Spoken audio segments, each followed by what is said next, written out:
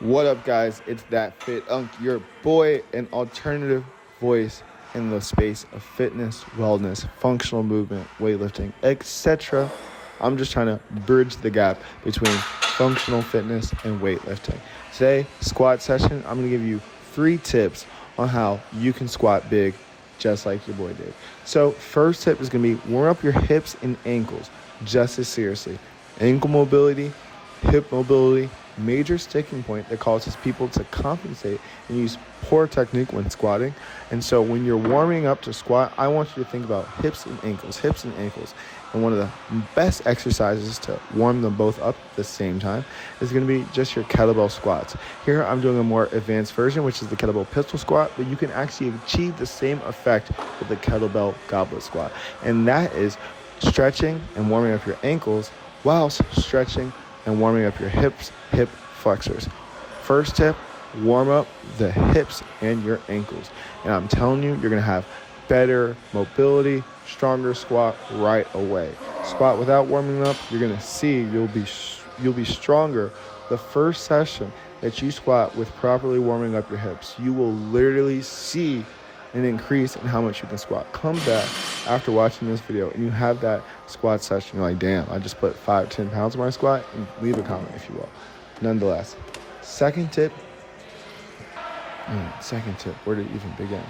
Use your rubber band. I don't have the rubber band here, but same concept. The rubber band is just to help you cue to keep your knees open. So before I put on my knee sleeves and my lifters, I like to challenge myself in the Jordans and try to have the best squat that I can without any help. And right now I'm thinking about cueing my knees open because my knees are connected to my feet.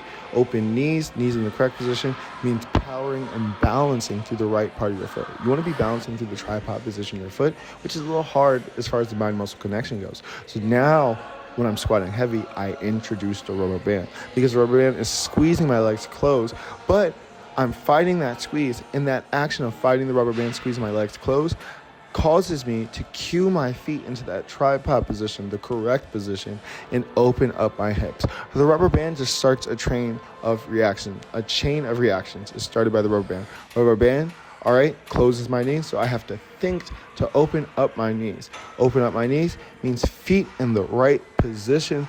Feet in the right position means hips are open, and I'm able to generate the most power possible and hit these big, deep squats. That's the tip. Use your rubber band, and then use the rubber band correctly over top of your knees, just over top, maybe 1 or 2 inches up, and that's going to cue you to keep your knees open so you can squat big. And now look at this one here, close but no cigar, and that leads me with my last tip. If you're squatting heavy, you know you're going to go heavy that day, you don't need a million warm-up sets.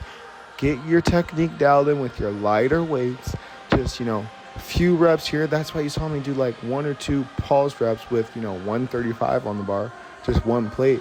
And then once you have that technique that you're comfortable with, you're dialed in, you're confident in the technique that you're gonna use, no more need to warm up.